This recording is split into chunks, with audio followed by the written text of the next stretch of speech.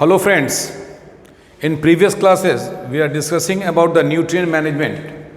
इसमें हम लोगों ने चर्चा किया था मैन्योर के बारे में, मैन्योर के एडवांटेज डिसएडवांटेज के बारे में और टाइप्स के बारे में। टाइप्स में हम लोगों ने पढ़ा था कंपोस्ट और वर्मी कंपोस्ट, कंपोस्ट और वर्मी कंपोस्ट। आज हम लोग पढ़ेंगे ग्रीन मैन्योर के बारे में। किसके बारे में?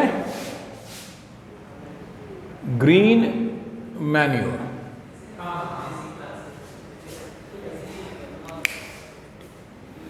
ग्रीन मैन्योर के बारे में उस दिन हमने बताया था what is green manure. It is a type of organic fertiliser, natural and organic fertiliser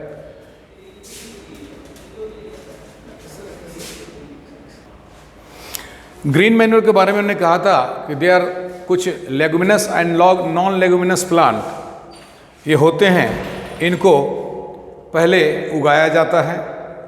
जब ये 1-1.5 फीट के टीलिंग स्टेज में आ जाते हैं कि अब इसमें ब्रांचेस निकलेंगे, अब इसमें फूल आने वाला है, अब इसमें बीज कुछ, अब इसमें फसल ये के तौर पर ये तैयार होना शुरू हो जाने वाले हैं। ठीक उसके पहले इसको हल चला करके प्लॉइंग कर करके मिट्टी को turning and loosening of soil, तो सारे मिट्टी को हल चला दिया गया, प्लॉइंग कर दिया गया, जिससे सारे ग्रीन जो प्लांट्स थे जिससे ग्रीन मैन्योर तैयार होगा, they are buried into the soil, तो उनको मिट्टी के अंदर दबा दिया गया और फिर छोड़ दिया गया फॉर ए सम टाइम, ताकि इनका अब डिकम्पोजिशन होगा। और डिकम्पोजिशन होने के बाद जो सॉइल में जो न्यूट्रिएंट्स तैयार होंगे, जो नेचुरल फर्टिलाइजर तैयार होंगे, they are known as green manure. चूंकि ये ग्रीन प्लांट्स के डिकम्पोजिशन से तैयार हुए हैं, that's why they are called green manure. Let us discuss it includes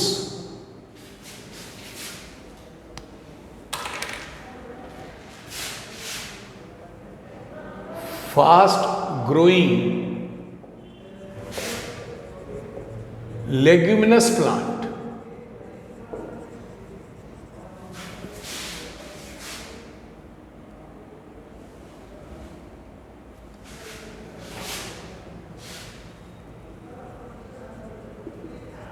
which are buried by plowing,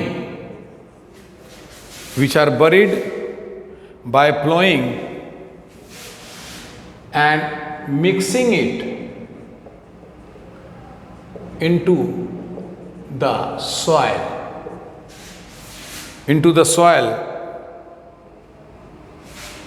in tender as.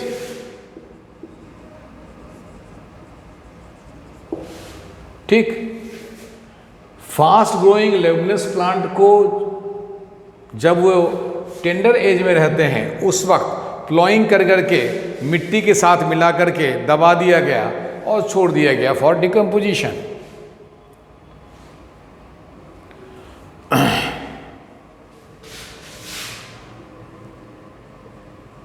The green manure crops after decomposition, the green manure crops after decomposition convert into green manure. ठीक,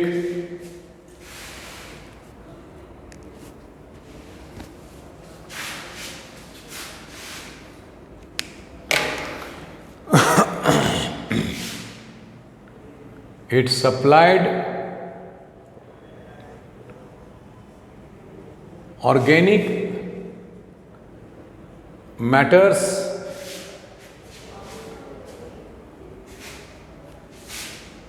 to improve hydration.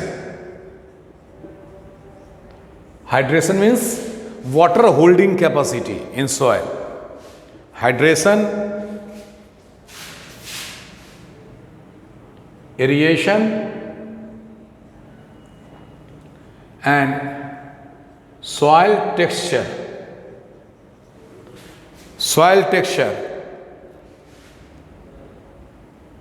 ठीक है, या इसको करिए texture of soil.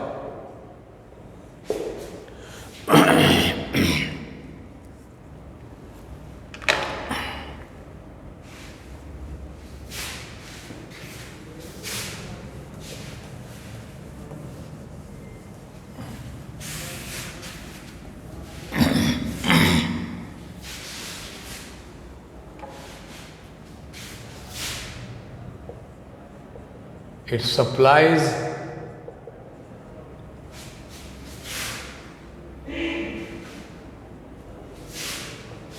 two main macronutrient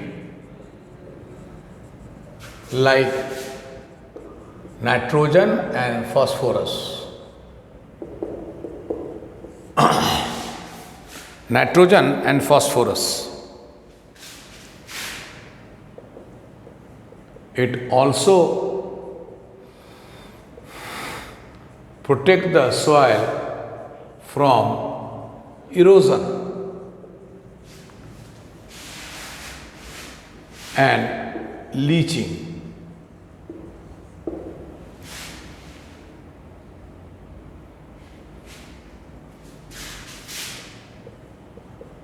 The crops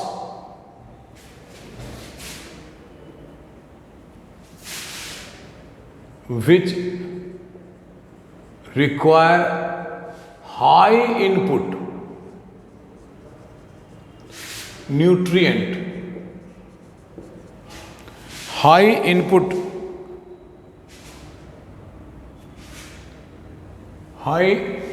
nutrient inputs are cultivated in green manure field, as for example wheat, maize, cotton, sugar cane.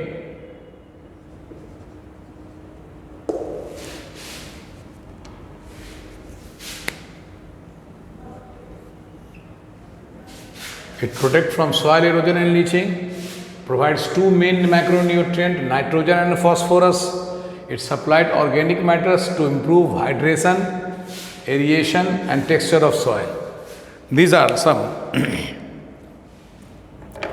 चलिए कुछ बता देते हैं ग्रीन मैन्योर के कुछ प्लांट्स के एग्जाम्पल जो ज़्यादातर यूज़ किए जाते हैं.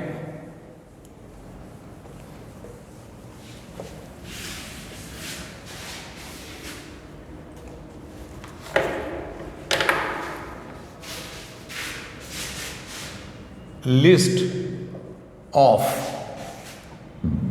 some green manure crops.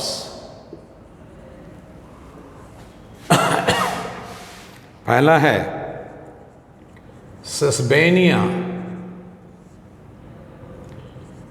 एक्यूलिएटा, बोलचाल की भाषा में इसको ढैंचा बोलते हैं.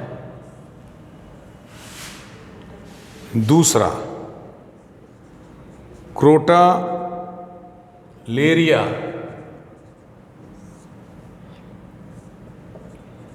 जुन्सिया, सन हिम. तीसरा साइमोप्सिस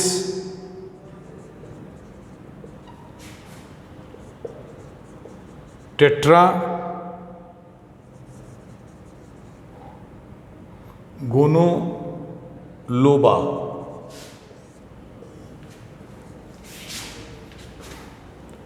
ग्वार.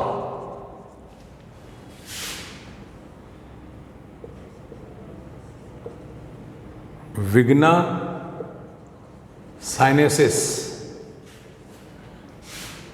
लोबिया या इसको काउपी भी बोलते हैं,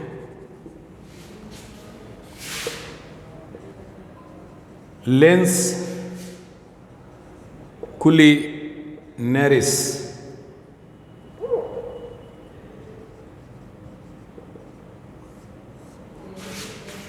लेंटिल, मसूर, ये कुछ ग्रीन मैन्योर क्रॉप्स हैं जिनको पहले उगाया जाता है। जब वो टीलिंग स्टेज में आते हैं तो हल चला करके उनको ज़मीन के अंदर दबा करके ज़मीन से मिट्टी के अंदर उसको बरीड कर करके उनको मिट्टी के साथ मिक्स कर दिया जाता है और छोड़ दिया जाता है डिकम्पोजिशन के लिए, जहाँ पर ये आफ्टर डिकम्पोजिशन ये न्यूट्रिएंट्स हाईली न्यूट्रिएंट सप्लाई देते हैं सॉइल में, और वहाँ पर जो मेज और व्हीट और राइस और शुगर केन, कॉटन, ऐसे जैसे जो हाई इनमें ज़्यादा आपको न्यूट्रिएंट की ज़रूरत होती है, ऐसे फसलों को इस टाइप के फील्ड में उगाया जाता है। ये हो गया हमारा ऑर्गेनिक, नेचुरल फर्टिलाइजर ऑर्गेनिक। इसके बाद आता है केमिकल फर्टिलाइजर। न्यूट्रिएंट मैनेजमेंट में क्या होता है, इसके बाद आता है chemical fertiliser.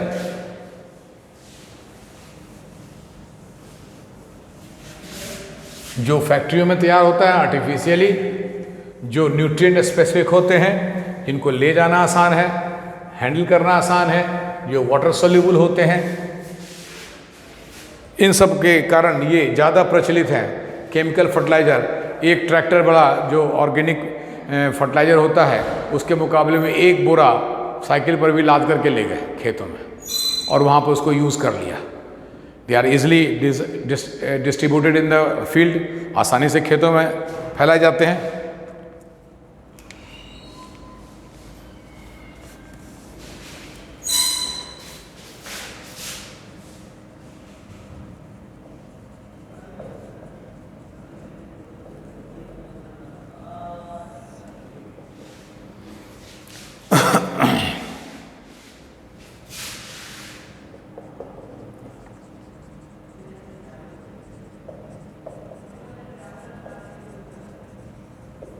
It is chemically manufactured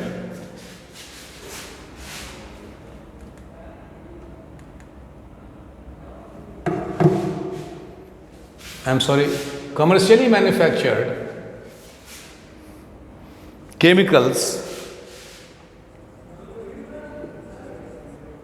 that are used as nutrient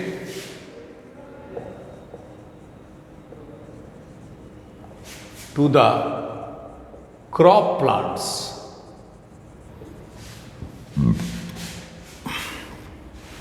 Crop plants for soil deficiency,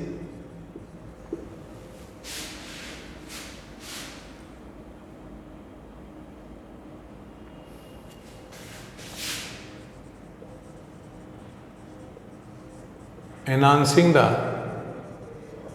growth of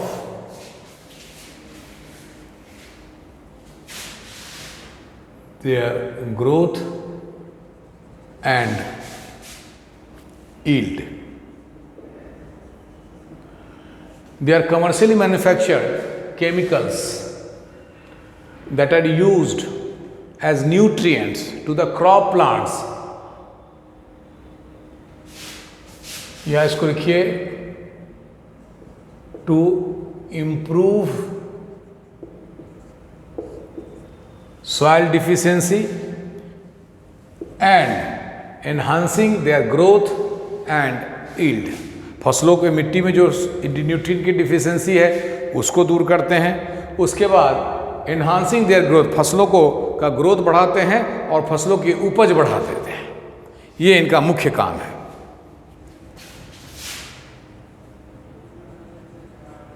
They are nutrient specific। अब ज़रूरत है सिर्फ नाइट्रोजन के लिए, तो काहे के लिए हम पोटास और फास्फोरस डालें खेतों में, या किसी भी फसल में फास्फोरस की ज़्यादा ज़रूरत है तो हमको नाइट्रोजन की ज़रूरत नहीं है, तो हम क्यों अनावश्यक इसमें नाइट्रोजन डालें खेतों में। इसलिए ये न्यूट्रिएंट स्पेसिफिक है, जिस फसल को जिस न्यूट्रिएंट की ज़रूरत होता है उसी के अनुसार ये केमिकल फर्टिलाइजर तैयार होते हैं और उसी अनुसार को खेतों में यूज़ किया जाता है।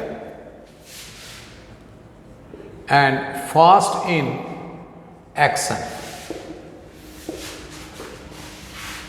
And fast in action.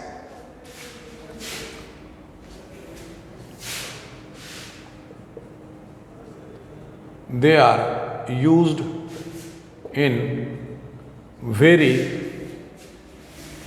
small quantity.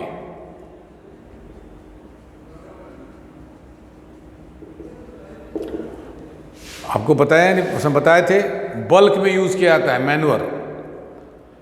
Tractor पर लाद के ले गए, पूरे खेतों में 1 ट्रैक्टर 2 ट्रैक्टर 5 ट्रैक्टर पटाया जाता है, ठीक है। वो इको फ्रेंडली है और सब उसका इन द लॉन्ग रन बहुत लाभ होता है, लेकिन तत्कालिक लाभ इसी से है, इसलिए ये आसानी से हैंडल कर सकते हैं। साइकिल पर लाद लिए 1 बोरा ले गए, आसानी से है। खेतों में पटाना इसको आसान है, पानी में डिज़ोल्व हो जाते हैं आसानी से, ये न्यूट्रिएंट स्पेसिफिक होते हैं।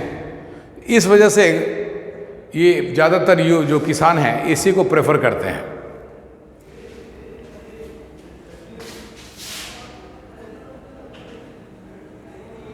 They are very good, they are good for vegetative growth of crop plants। Vegetative growth का मतलब होता है रूट, स्टेम एंड लीव्स, इनके ग्रोथ ये बहुत तेजी से प्रोफ्यूज ब्रांचिंग वगैरह अच्छा करते हैं।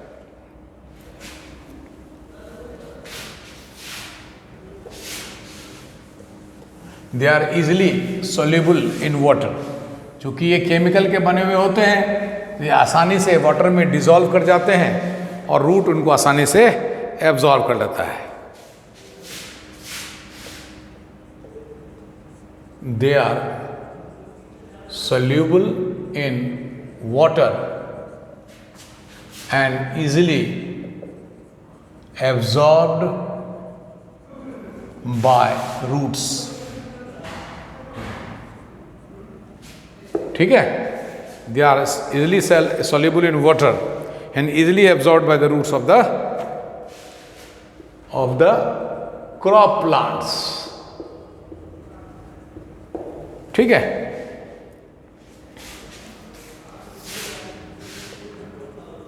They are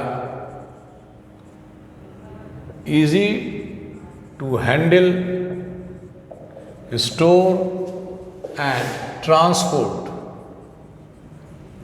ठीक है।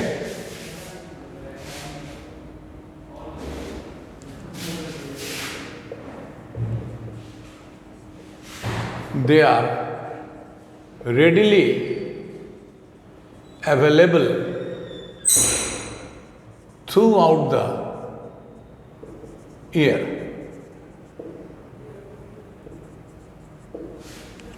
They are readily available throughout the year। अब सालों भर अगर हमको ये खाद मिलता रहेगा, केमिकल फर्टिलाइजर, तो हम सालों भर खेती कर सकते हैं।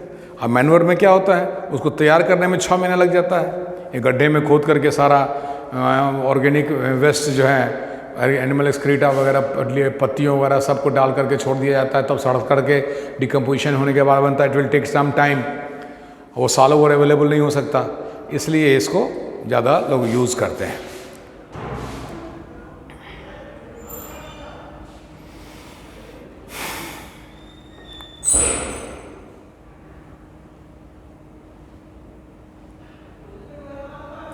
अब इसके डिसएडवांटेज क्या हैं ये देखिए।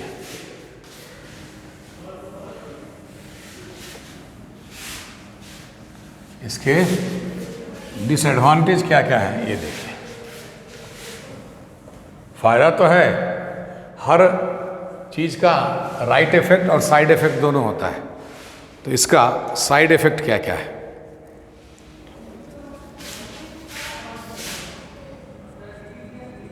दे are non biodegradable.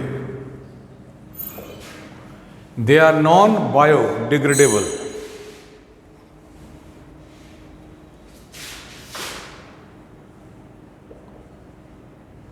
They cause water pollution.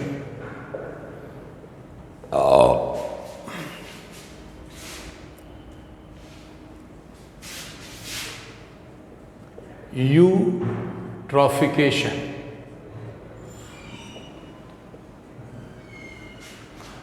ये सब डिसएडवांटेज हैं।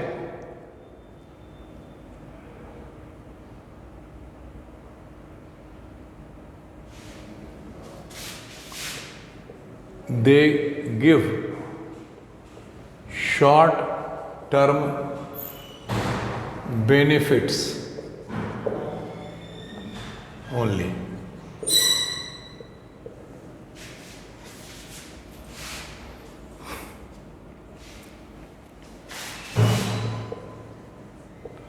They harm eco-friendly soil decomposers,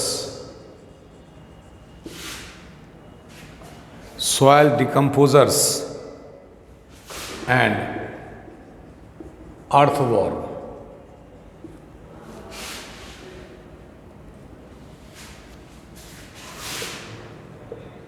Excessive use can destroy the soil texture, aeration, hydration,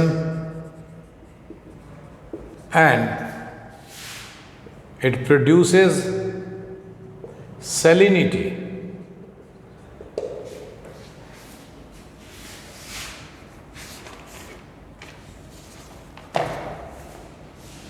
ये कुछ केमिकल फर्टिलाइजर के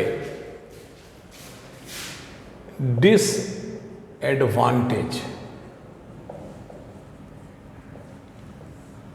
ऑफ केमिकल फर्टिलाइजर क्या है भाई? They are non biodegradable. इनका डिकम्पोजिशन नहीं होता, इसलिए खेतों में रह जाते हैं और सॉइल के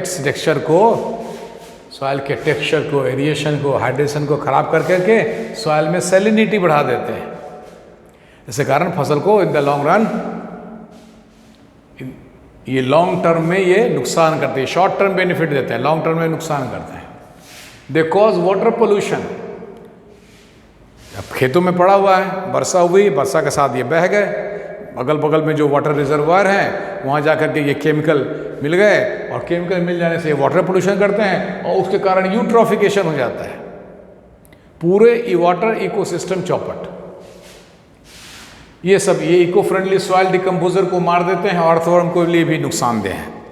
ये सब इसके डिसएडवांटेज हैं। ठीक है, चलिए अब कुछ हम केमिकल फर्टिलाइजर के नाम आपको हम बता रहे हैं जो न्यूट्रिएंट स्पेसिफिक हैं। इनका नाम हम लिख दे रहे हैं।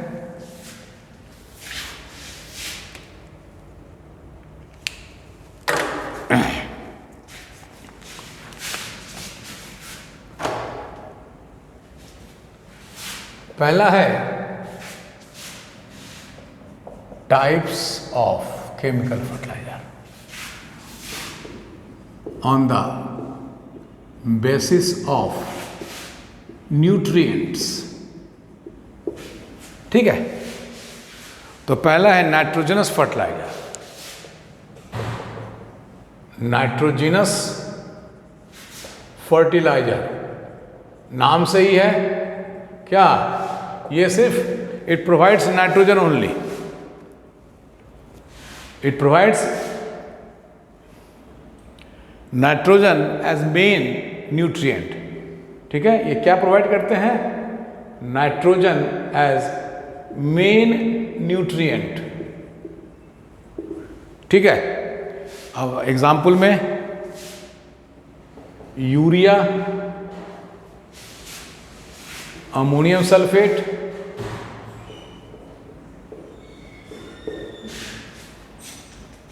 सोडियम नाइट्रेट,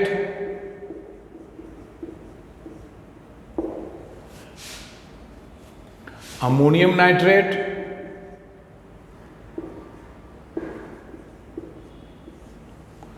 ये सब कुछ एग्जाम्पल हैं जो सिर्फ इनका मेन न्यूट्रिएंट दे रहा है कौन सा, नाइट्रोजन। दूसरा है phosphate fertiliser.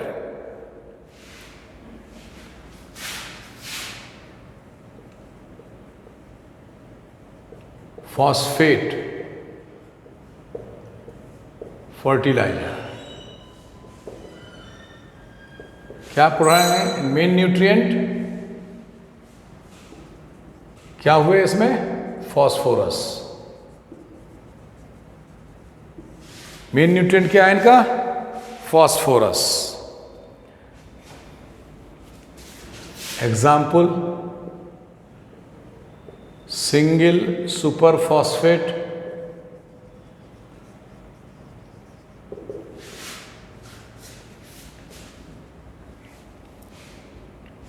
Triple super phosphate,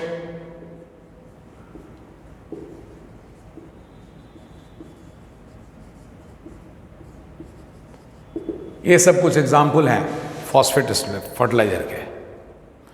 तीसरा है potassium fertiliser.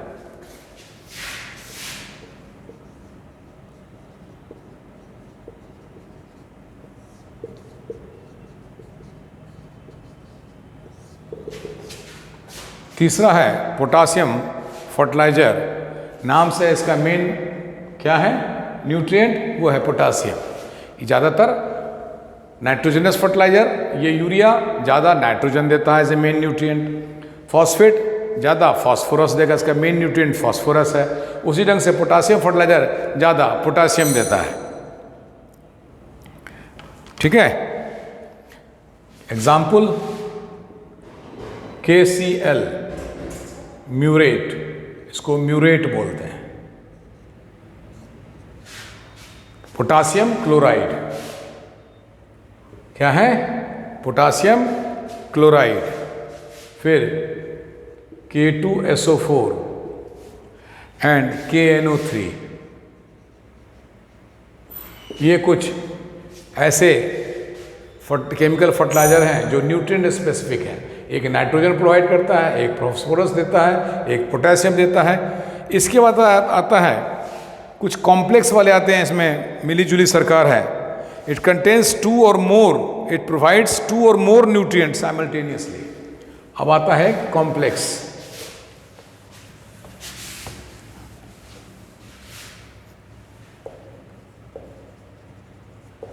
Complex fertiliser,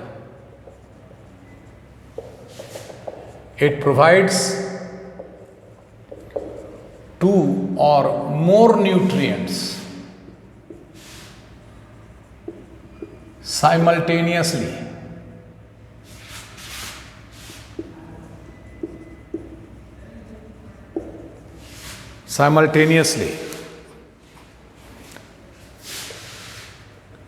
Nitrophosphate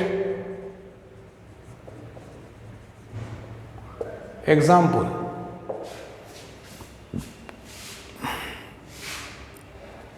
ammonium phosphate,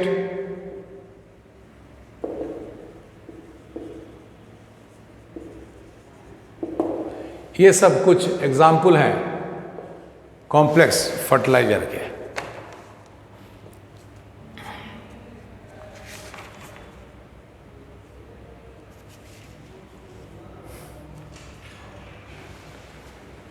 कितना समय हुआ, समय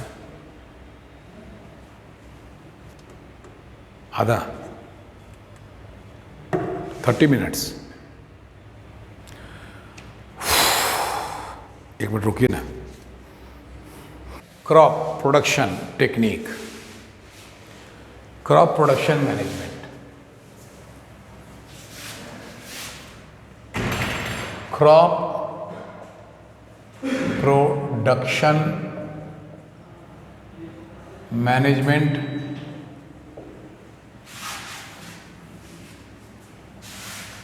technique.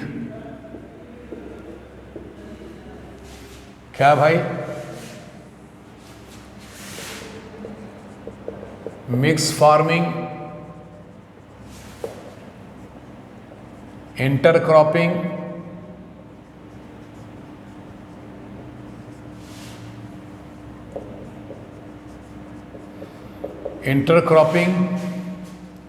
And crop rotation.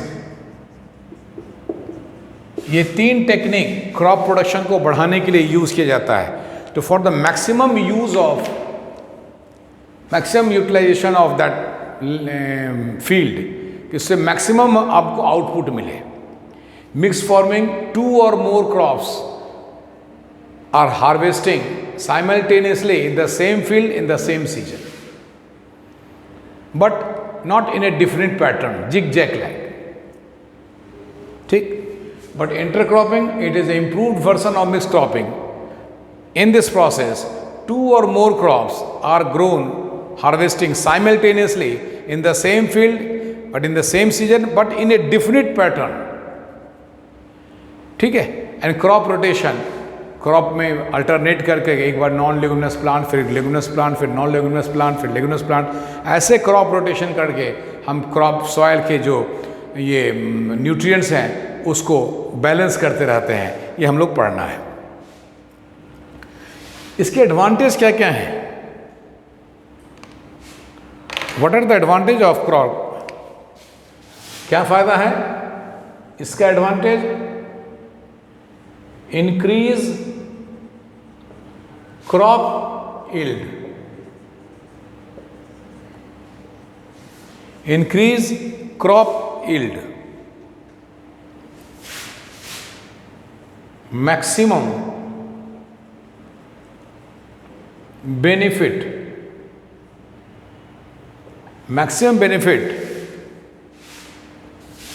from same piece of land.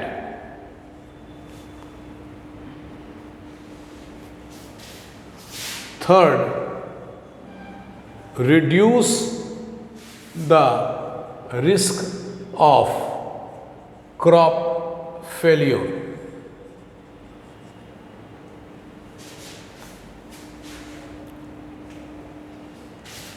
And also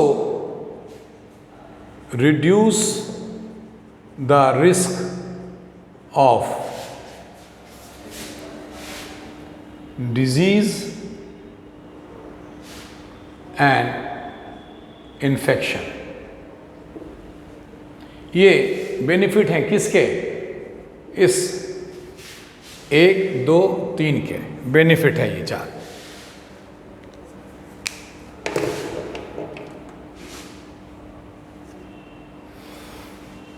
तो पहला है मिक्स क्रॉपिंग। इसके बारे में हम लोग पढ़ते हैं। What is mix cropping?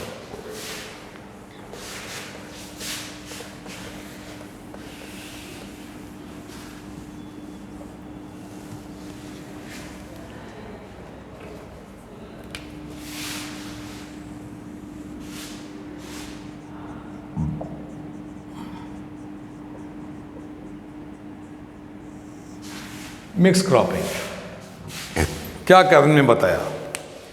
In this technique mix vegetable, 2 or more vegetable are used in cooking simultaneously to develop the taste, right? Mix cropping, mix color, mix juice. 2 or more crops growing simultaneously and randomly in the same field and in the same season.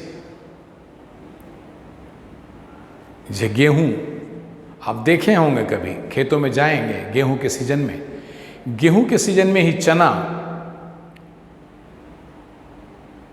आपको निकलता है उसी खेत में से same. तो in this technique, 2 or more crops growing randomly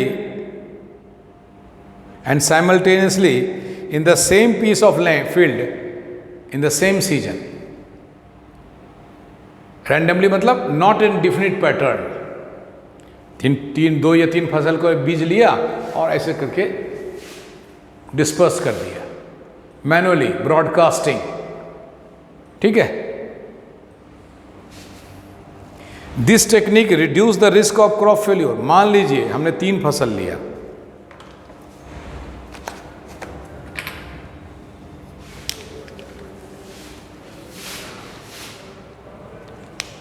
चलिए एक फसल लिया व्हीट,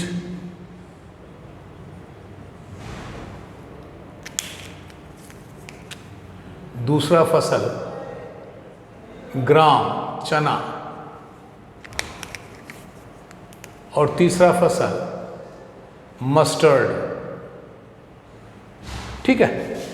ये तीनों के बीज को हमने लिया और मिला लिया, मिक्स कर लिया और मुट्ठी में लेकर के ब्रॉडकास्टिंग खेतों में छिड़काव कर दिया।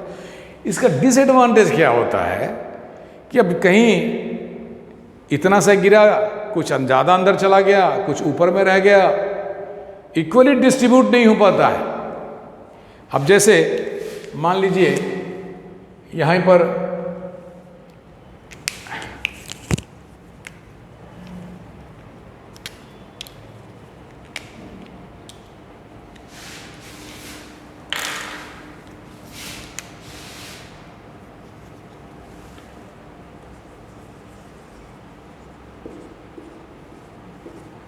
कहीं कहीं बीज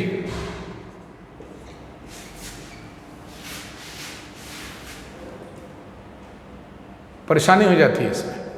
इसको दूर करने के लिए बाद में वैज्ञानिकों ने इंटरक्रॉपिंग को बनाया। This reduce the risk of crop failure. मान लीजिए हम 3 फसल को एक साथ लगाए, किसी कारणवश हमारा गेहूं का फसल खराब हो गया, तो हमारा साल बर्बाद नहीं हुआ, हमारी मेहनत बेकार नहीं गई, जितना हमने लागत लगाया था, कॉस्ट, चलिए कुछ तो निकला, चना निकल गया और सरसों निकल गया इससे हमारा, या फिर ये नहीं निकला, गेहूं निकल गया और चना निकल गया, रोटी दाल का व्यवस्था तो हो गया, चना का दाल और रोटी व्यवस्था हो गया। तो ये हो गया reduce the risk of crop failure. अब कोई लड़का है मैट्रिक का फॉर्म भरता है तो सीबीएसई से भी भर दिया, बिहार बोर्ड से भी भर दिया और ओपन स्कूलिंग से भी भर दिया।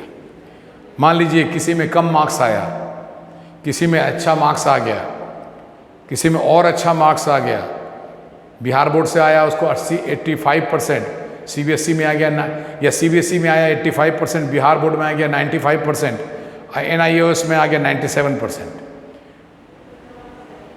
या किसी एक में गड़बड़ा गया मामला, उसका साल तो बर्बाद नहीं हुआ। वही कहने का मतलब है कि अगर मान लीजिए हम एक एग्ज़ाम में बैठे हैं और मेरे साथ ऐसा हादसा हो जाए तो हमारा साल बर्बाद नहीं हुआ। तो reduce the risk of failure, crop failure. ये इसलिए इसको 2 या 2 से अधिक फसलों को एक साथ उगाया जाता है, एक ही फील्ड में, एक ही सीजन में।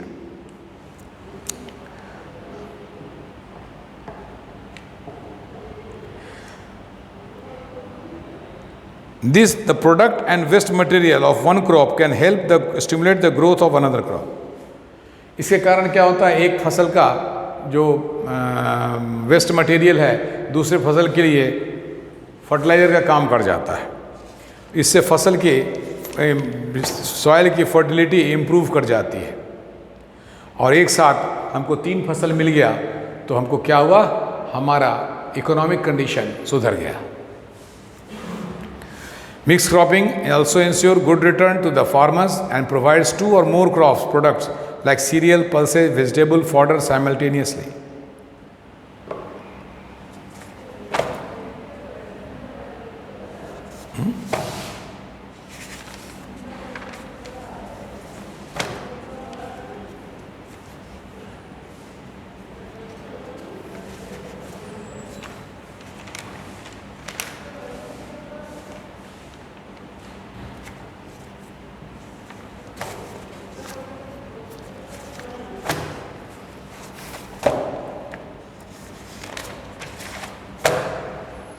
चलिए शुरू कर देते हैं।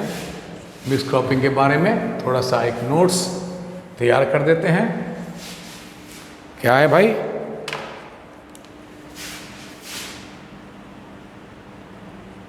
In this technique, 2 or more crops can be grown simultaneously in the same field and in same season. In the same field and in the same season.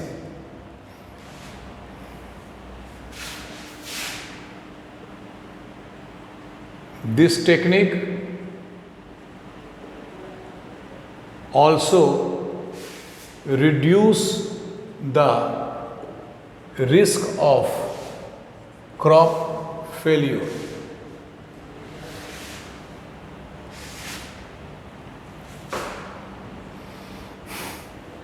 किसी भी कारण से क्रॉप फेलियर, वेटवर्स, वेदर कंडीशन या पानी की कमी हो जाए, टेम्परेचर ज़्यादा हो गया, किसी भी कारण से अगर क्रॉप फेलियर हो जाता है तो इससे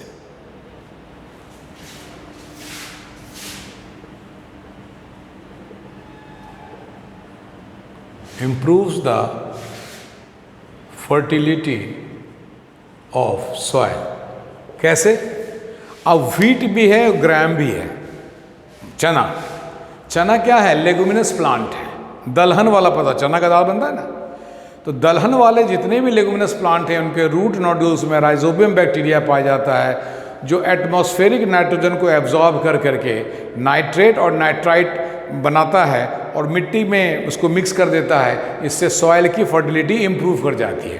तो व्हीट नॉन लेगुमिनस प्लांट है और चना लेगुमिनस प्लांट है, तो दोनों मिल करके क्या किए, और फिर मस्टर्ड आ गया, तो सब मिल करके सॉइल की फर्टिलिटी को इंप्रूव कर दिए। Plus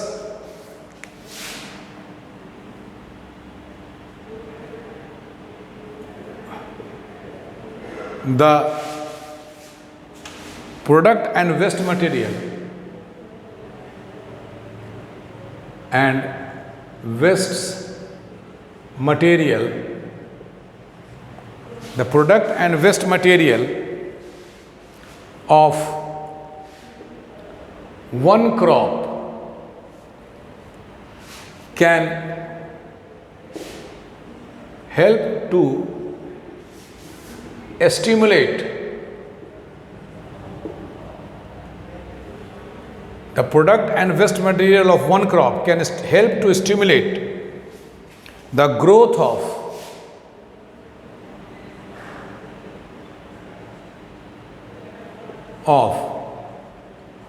another crop plants.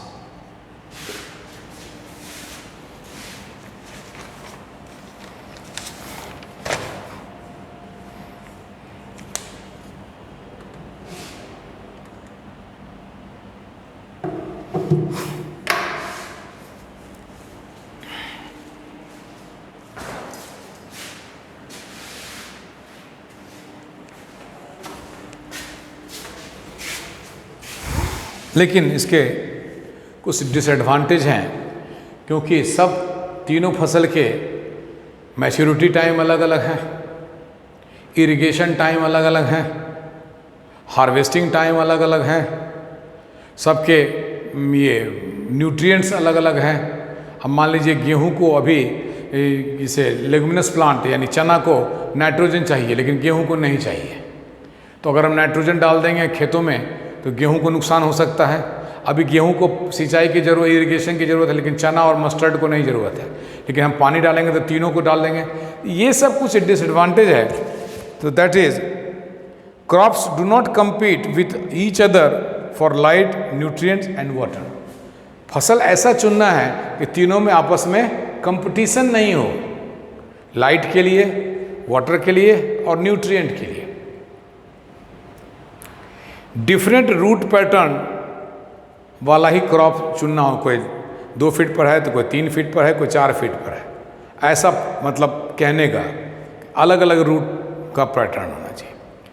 Different water requirement, सबका वाटर रिक्वायरमेंट अलग अलग होता है, different maturity time, different growth pattern. तो इन सब बातों का ध्यान रखना पड़ता है कि इसमें डिसएडवांटेज क्या है, क्योंकि अगर हर मैच्योरिटी टाइम एक का मान लीजिए आज है, दूसरे का 1 महीने के बाद है, लेकिन जब खेत काटने गए चूंकि बीज अगल बगल है तो सब कट गया, प्री मैच्योर कट गया।